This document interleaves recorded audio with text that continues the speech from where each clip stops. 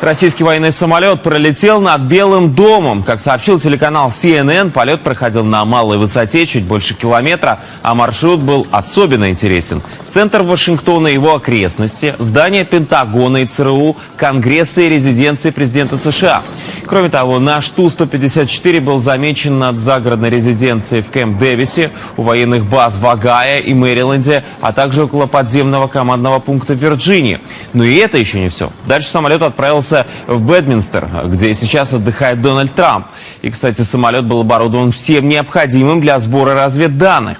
Все, кто успел испугаться, журналисты тут же поспешили успокоить. Полет российских наблюдателей и точный маршрут был заранее согласован с правительством США и проводился в рамках договора по открытому небу. Он позволяет странам-участникам совершать наблюдательные полеты над любыми территориями друг друга.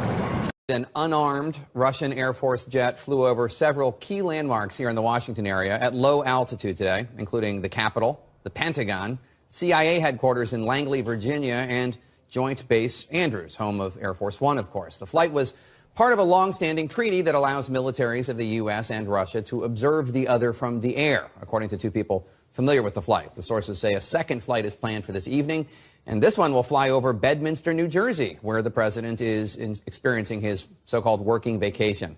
The flights were approved by the United States government.